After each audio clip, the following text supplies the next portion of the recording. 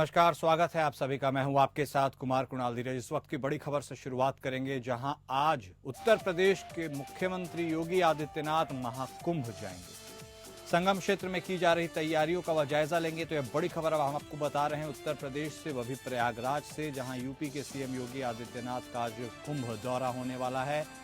कुंभ मेले में वे साधु और संतों के साथ भी मुलाकात करेंगे। साधु संतों से मुलाकात कर उनके सुझावों को भी सुनेंगे। उत्तर प्रदेश के मुख्यमंत्री योगी आदित्यनाथ प्रयागराज पहुंचेंगे। उनके दौरे का मुख्य उद्देश्य मौनी अमावस्या के अवसर पर संगम क्षेत्र में की जा रही तैयारियों का जायजा लेना है। मुख्यमंत्री इस दौरान साधु संतों से मुलाकात करेंगे और उनकी आवश्यकताओं और सुझावों को भी सुनेंगे। इसके साथ ही अफसरों ने पहले ही मौनी अमावस्या की तैयारियों की समीक्षा कर ली है, ताकि श्रद्धालुओं को किसी प्रकार की असुविधा न हो।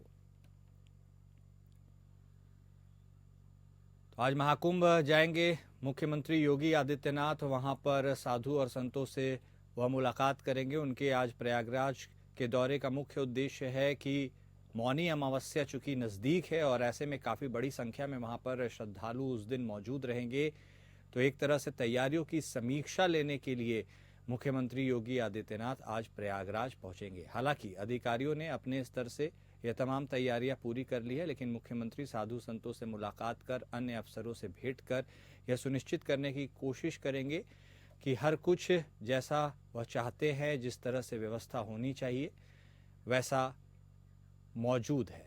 साधु संतों से मुलाकात करेंगे, उनसे वार्तालाप करेंगे, उनके सुझावों को भी वह सुनेंगे। उत्तर प्रदेश के मुख्यमंत्री योगी आदित्यनाथ का यह अहम प्रयागराज दौरा है। मौनी अमावस्या के अवसर पर संगम क्षेत्र की तैयारियों का वह जायजा लेने जा रहे हैं और साधु संतों से मुलाकात कर उनकी जो कुछ आवश्यकताएं हैं और सुझाव हैं, उनको भी वह सुनेंगे।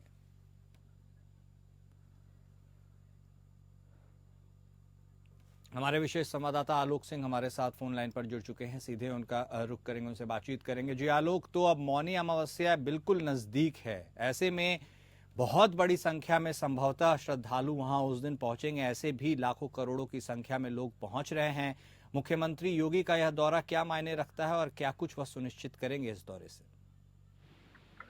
देखिए, बिल्कुल जिस तरीके से पौष पूर्णिमा का स्नान हुआ है और मकर संक्रांति का स्नान हुआ है और लगभग 5 करोड़ से अधिक लोगों ने गंगा, जमुना और अदृश्य सरस्वती की त्रिवेणी संगम में आस्था की डुबकी लगाई है। पूरी देश और दुनिया ने दिव्य भव्य अलौकिक कुंभ को देखा है और जिस तरीके से भारी संख्या में श्रद्धालुओं की संख्या कुंभ की तरफ, कुंभ नगरी यानी कि प्रयागराज की तरफ आ रही है, ऐसे में जो मौनी अमावस्या का स्नान है वो भी बहुत बड़ी चुनौती, क्योंकि जो मेला प्रशासन का अनुमान है उसमें 6 से 7 करोड़ लोग आस्था की डुबकी लगाएंगे।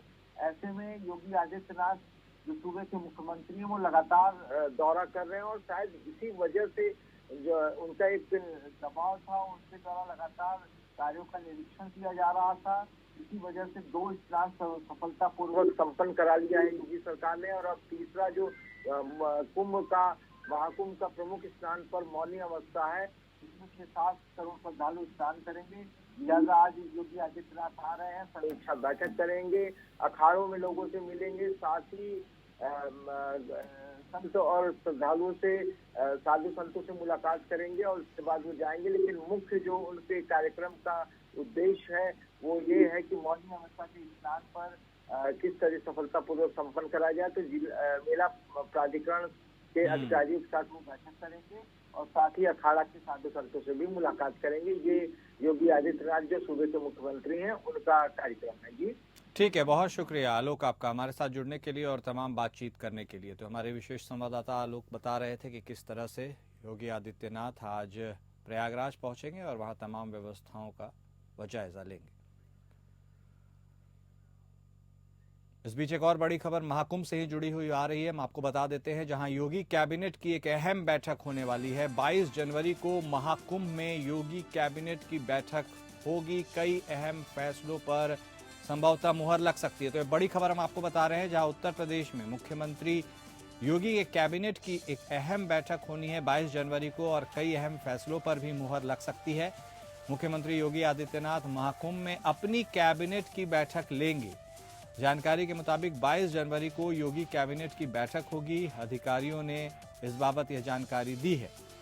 सरकार के वरिष्ठ अधिकारियों के अनुसार मुख्यमंत्री योगी आदित्यनाथ और सभी मंत्रीगण इस बैठक में शिरकत करेंगे। उन्होंने बताया कि इस बैठक में उत्तर प्रदेश के विकास से जुड़े अहम मामलों पर फैसला हो सकता है। हमारे साथ हमारे विशेष संवाददाता आलोक सिंह लगातार जुड़े हुए हैं, उनका रुख कर लेते हैं। इस बीच हमारे विशेष संवाददाता आनंद सिंह जुड़ चुके हैं हमारे साथ, हम उनका रुख करेंगे। पहले आनंद, तो जिस तरह से प्रयागराज को वेन्यू के तौर पर चुना गया है, जहां पर योगी कैबिनेट की एक अहम बैठक होगी, सभी मंत्री के मौजूद रहने की उम्मीद जताई जा रही है, ऐसे में इस वेन्यू को लेकर के क्यों एक चुनाव किया गया कुंभ के चलते, और इसके बाद क्या कुछ अहम फैसले इस कैबिनेट में लिए जा सकते हैं इसकी बैठक में? देखिए कुणाल, ये पहली बार ऐसा नहीं है कि जब कुंभ लगा हो वहां पर कैबिनेट की बैठक हो रही हो। 2019 में भी कुंभ में का जब आयोजन हुआ था वहां पर कैबिनेट की बैठक बुलाई गई थी। और मुख्यमंत्री योगी आदित्यनाथ जब से सत्ता में है तो ये इस तरह की बैठकें, चाहे कुंभ के आयोजन की बात हो चाहे कैबिनेट की बैठक की बात हो, कुंभ में ये हमेशा इसके होता है, इसके पहले भी हुआ है जी।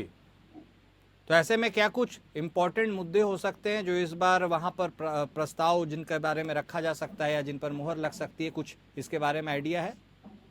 बिल्कुल। देखिए कुणाल, जिस तरह से कैबिनेट की बैठक राजधानी लखनऊ में मुख्यमंत्री योगी आदित्यनाथ की अध्यक्षता में होती है, उसी तरह की बैठक वहां पर होगी।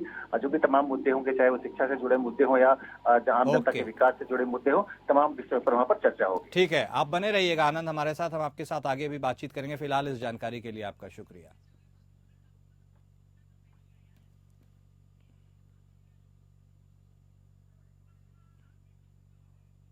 इस बीच एक और बड़ी खबर प्रयागराज से, पहले वो आपको बता देते हैं, जहां नागा सन्यासियों का दीक्षा संस्कार हुआ है। साक्षी प्रयागराज महाकुंभ के गंगा तट पर यह दीक्षा संस्कार हुआ है। यह बड़ी खबर आपको बता रहे हैं। जूना अखाड़े में पहले चरण में यह दीक्षा संस्कार हुआ है। 1500 से अधिक नागा सन्यासियों का दीक्षा संस्कार हुआ है। 5000 से अधिक नागाओं की फौज इन अखाड़ों में शामिल होगी। सनातन धर्म की शक्ति का विस्तार होगा।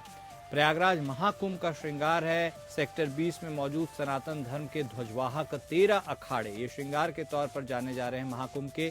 महाकुंभ नगर में आस्था का सैलाब है और इस जन आस्था के केंद्र में इन अखाड़ों के नागा सन्यासियों की फौज में नई भर्ती का सिलसिला शुरू हो गया है। गंगा के तट पर श्री पंच दशनाम जूना अखाड़े के अवधूतों को नागा दीक्षा की प्रक्रिया शुरू हो गई है।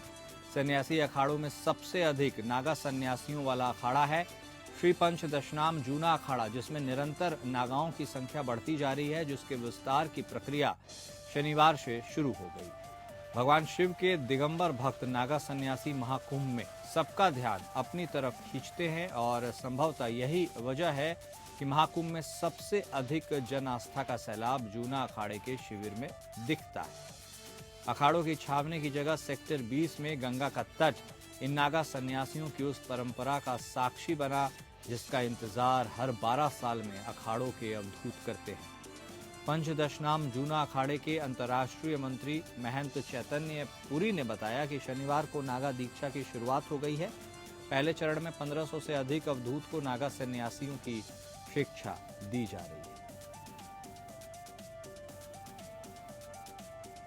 हमारे साथ हमारे विशेष संवाददाता आनंद सिंह लगातार बने हुए हैं, उनसे बातचीत करेंगे। आनंद, ऐसे तो कई कीर्तिमान महाकुंभ में स्थापित हो रहे हैं, लेकिन उसके प्रमुख आकर्षण केंद्रों में से एक यानी नागा साधुओं की हम बात कर रहे हैं, उनकी दीक्षा से जुड़ा यह मामला है।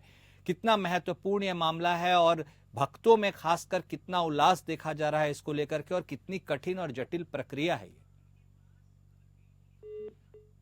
हमारा संपर्क उनसे टूट गया है, हम उनसे फिर से जुड़ने की कोशिश करेंगे, लेकिन हम आपको यह खबर बता रहे हैं जहां नागा सन्यासियों का दीक्षा संस्कार हुआ है। आमतौर पर जीवन पद्धति बहुत ही कठिन होती है इनकी, लेकिन महाकुंभ का गंगा तट इनकी दीक्षा संस्कार का साक्षी बना है। जूना अखाड़े में पहले चरण में दीक्षा संस्कार संपन्न हुआ है। आपको बता दें, बहुत बड़ी संख्या में नागा साधु महाकुंभ के अवसर का इंतजार करते हैं। 1500 से अधिक नागा सन्यासियों का दीक्षा संस्कार हुआ है। इसके साथ ही 5000 से अधिक नागाओं की फौज अखाड़ों में शामिल होगी और सनातन धर्म की शक्ति का ये एक विस्तार होगा।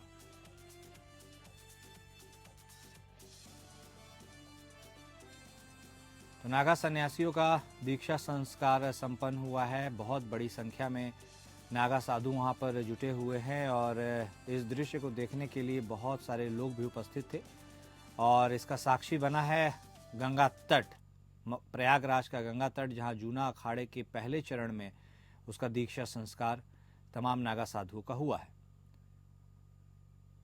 ऐसे में प्रयागराज के संगम यानी गंगा तट की बात करें तो वहां पर नागा साधुओं का बहुत बड़ा जत्था वहां पर मौजूद रहता है। महाकुंभ का वैसे भी अवसर है। हमारे विशेष संवाददाता आनंद सिंह हमारे साथ एक बार फिर से जुड़ चुके हैं, उनका रुख करेंगे। आनंद, बेहद कठिन जीवन पद्धति नागा साधुओं की और महाकुंभ में एक के बाद एक कई कीर्तिमान स्थापित किए जा रहे हैं। मुख्य आकर्षण के केंद्र में से एक यह नागा साधु होते हैं। ऐसे में इनकी दीक्षा संस्कार कैसे हुई, क्या कुछ हुआ, भक्तों में कैसा उल्लास था, जोश था और कितनी कठिन यह पद्धति है?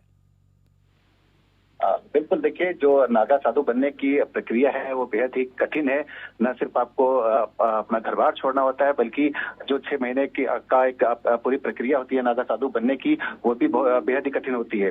जो पहले चरण में कल जूना अखाड़े के करीब 1500 से अधिक जो नागा सन्यासियों को दीक्षा दी गई है, अब वो प्रवेश कर गए हैं एक तरह से नागा सन्यासी के जीवन में। और ये कुंभ, महाकुंभ में इस तरह का ये जो जूना अखाड़े में ये प्रक्रिया पूरी की गई है।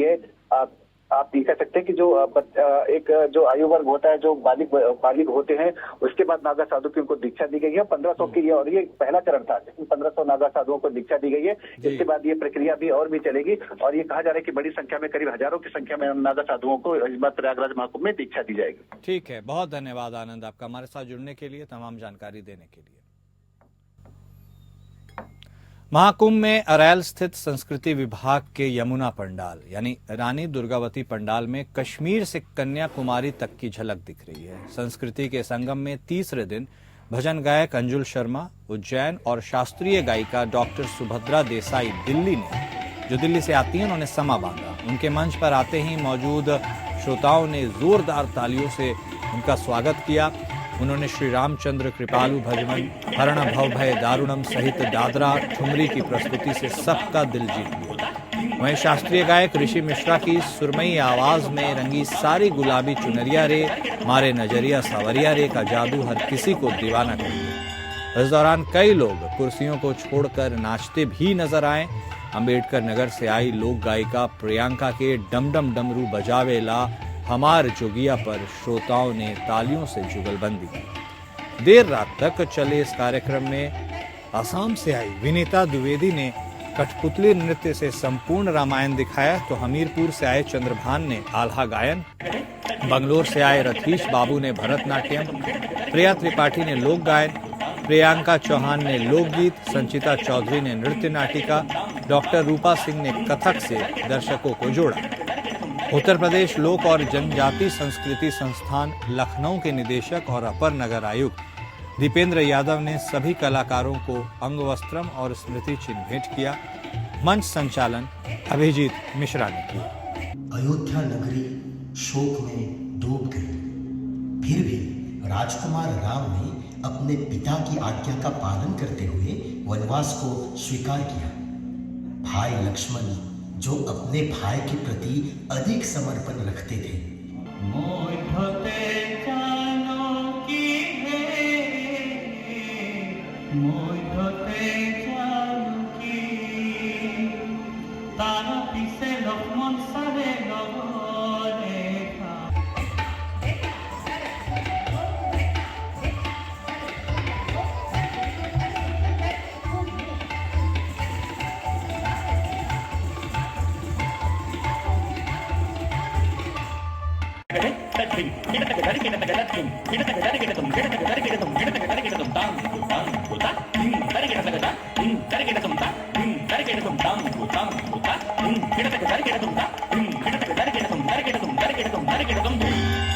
बड़ी खबर मुंबई से, जहां सैफ अली खान के मामले में जो मुख्य आरोपी है वह गिरफ्तार हो गया है। यह बड़ी खबर हम आपको बता रहे हैं। सैफ अली खान के ऊपर जानलेवा हमले से जुड़ी हुई, जहां सैफ अली खान पर चाकू से हमला करने वाला शख्स गिरफ्तार हो गया है।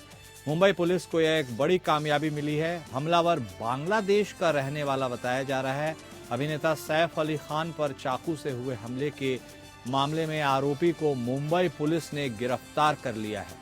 पुलिस ने रात के करीब 2:30 बजे बताया कि आरोपी को ठाणे के हीरानंदी इलाके से गिरफ्तार किया गया है। आरोपी शख्स का नाम विजय दास बताया जा रहा है। पुलिस का कहना है कि आरोपी यहां मजदूरों के बीच आकर रुका हुआ था। वह 1 साल पहले यहीं पर काम करता था। सैफ अली खान पर 16 जनवरी की रात को घर में हमला हुआ था।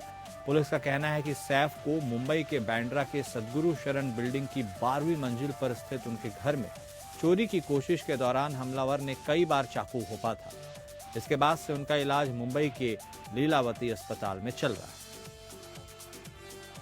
तो यह बड़ी खबर हम आपको बता रहे हैं मुंबई से, जहां सैफ अली खान के मामले में जो मुख्य आरोपी था वह गिरफ्तार हो गया। यह बताया जा रहा है कि वह बांग्लादेश का रहने वाला था। तो यह बड़ी कामयाबी मुंबई पुलिस की कही जा सकती है। बड़ी खबर हम आपको बता रहे हैं सैफ अली खान के ऊपर हमले से जुड़ी हुई, जहां मुंबई पुलिस को एक बड़ी कामयाबी मिली है और मुख्य आरोपी को गिरफ्तार कर लिया गया। हमारे साथ हमारे संवाददाता सरजीत सोनी फोन लाइन पर जुड़ चुके हैं, उनसे बातचीत करेंगे। सरजीत, तो अंततः फाइनली मुख्य आरोपी सैफ अली खान के ऊपर जो हमला जिसने किया था वह गिरफ्तार हो गया है। वक्त अच्छा खासा लगा, ऐसे में क्या कुछ अभी तक पता चल पाया है? उसका इरादा क्या था और उसकी गिरफ्तारी कैसे संभव हो सकी? जिस तरह से लगातार फुटेज खंगाले जा रहे थे सैफ अली के हमले के बाद, जो आरोपी था वो 2 जगह फुटेज में दिखा था, जिसके बाद मुंबई के दादर में भी वो फुटेज में दिखा गया था। पूरी तरह से 40 टीमें जो थी उनकी पूरी तरह से यहाँ पे जांच कर रही थी, जिसके बाद थाना से आरोपी को गिरफ्तार किया गया है। आरोपी का नाम जिस तरह से मोहम्मद अलियान बताया गया है, पूरी तरह से जो है अब उसको कस्टडी में लिया गया है, इंट्रोगेशन किया जा रहा है। और इसमें हाल ही में जिस तरह से ये जो पूरी टीम यहाँ पे सर्च की थी, मुंबई, नवी मुंबई, थाने, पूरे परिसर को खंगाला गया था सैफ अली के उसके पास। इसमें से 50 से अधिक लोग का स्टेटमेंट लिया गया था, तब जाके आरोपी के पास मुंबई पुलिस को कामयाबी मिली है। आरोपी की गिरफ्तारी कर ली गई है। अब देखना है कि आरोपी अपने बयानों में क्या कहता है। जिस तरह से उस पर आरोप लगाया जा रहा है हमला किस वजह से किया गया था, हालांकि जो 2 बयान दिए गए थे, एक तरफ से फिरौती की मांग बताई गई थी और एक हमला करने की वजह क्या थी, पूरे मामले की अब जांच मुंबई पुलिस करेगी। ठीक है, बहुत धन्यवाद सरजीत आपका हमारे साथ जुड़ने के लिए, जानकारी देने के लिए। इस बीच एक बड़ी खबर आ रही है, जहां सुप्रीम कोर्ट में पहुंचा है AIMIM उम्मीदवार ताहिर हुसैन का मामला।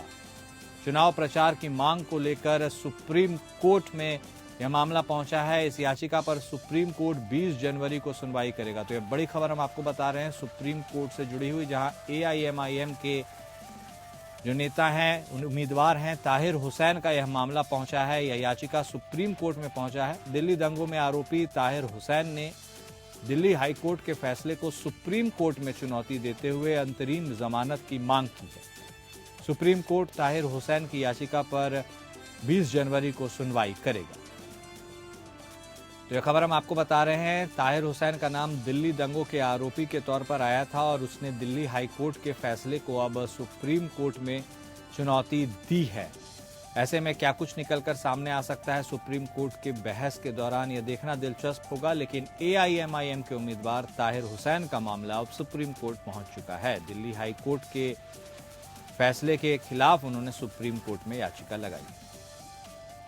हमारे साथ हमारे संवाददाता विवेक सिंह चंदेल फोन लाइन पर जुड़ चुके हैं। जी विवेक, तो ताहिर हुसैन का यह मामला दिल्ली हाई कोर्ट से फाइनली अब सुप्रीम कोर्ट पहुंच गया। ऐसे में अब चूंकि उम्मीदवार के तौर पर भी उनका नाम देखा जा रहा है, चुनाव प्रचार की मांग को लेकर यह मामला पहुंचा है, तो क्या कुछ लगता है सुप्रीम कोर्ट में अब जो इसके ऊपर सुनवाई होने वाली है? बिल्कुल। पहले जो सुप्रीम कोर्ट में याचिका दाखिल की गई है वो हाई कोर्ट के आदेश को चुनौती दी गई है। चूंकि हाई कोर्ट ने अभी रिसेंटली कुछ दिन 2-3 दिन पहले ही जब हाई कोर्ट ने जमानत ठुकराई थी, जिसमें उन्होंने अंतरिम जमानत की मांग की थी, जिसमें दस्तावेज दाखिल करने के लिए और चुनाव प्रचार की मांग की थी, उसमें उन्होंने अरविंद केजरीवाल और जो बारामूला से सांसद है, वो माफ कीजिएगा नाम मैं भूल रहा हूँ, राशिद इंजीनियर हैं शायद, उसकी जमानत को हवाला देते हुए ये कहा था कि चूंकि इन लोगों को भी जो है जमानत मिली थी चुनाव प्रचार के लिए और चुनाव में भाग लेने के लिए, इसलिए हमें उसकी इजाजत दी जाए। हालांकि हाई कोर्ट ने उनकी अंतरिम जमानत की मांग को ठुकराते हुए कहा था कि चूंकि दिल्ली दंगों में जो जांच एजेंसी उसकी तरफ से इन्हें जो साजिशकर्ता होने का आरोप लगाया गया और इसमें 59 लोगों की जान गई थी, ऐसे में इस तथ्य को नजरअंदाज नहीं किया जा सकता और इस आधार पर उनको जमानत नहीं दी जा सकती कि वो एक पूर्व पार्षद रह चुके हैं। हालांकि जो जांच एजेंसी थी उसने इसका विरोध करते हुए कहा था कि चूंकि जो इनका मामला है और चाहे वो अरविंद केजरीवाल का हो या फिर राशिद इंजीनियर का मामला हो, उससे बिल्कुल अलग होता है, क्योंकि ये पार्षद हैं और जहां तक अरविंद केजरीवाल की बात है वो मुख्यमंत्री, पूर्व में मुख्यमंत्री रह चुके हैं और आपके कन्वीनर भी हैं, तो उनको इजाजत दी जा सकती है, लेकिन इनको इजाजत नहीं दी जानी चाहिए। ठीक है, बहुत शुक्रिया विवेक आपका हमारे साथ जुड़ने के लिए और तमाम जानकारी देने के लिए।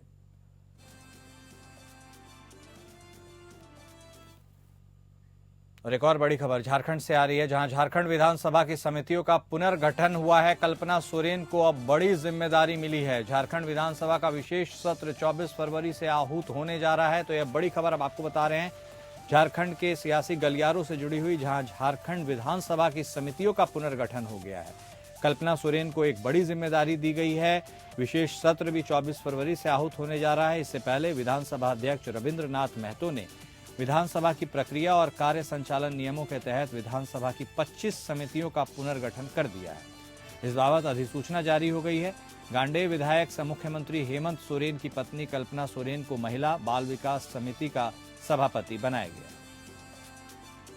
हमारे साथ हमारे bureau head Ajay Singh phone line पर जुड़ चुके हैं, उनसे बातचीत करेंगे। अजय, तो कल्पना सोरेन को तो एक बड़ी जिम्मेदारी दी ही गई है, लेकिन यह बड़ी जिम्मेदारी झारखंड की राजनीति में क्या कुछ मायने रखती है? और चूंकि विशेष सत्र भी अब आहूत किया गया है, ऐसे में उनकी जिम्मेदारी और इससे जुड़े तमाम घटनाक्रम को आप कैसे देखते हैं?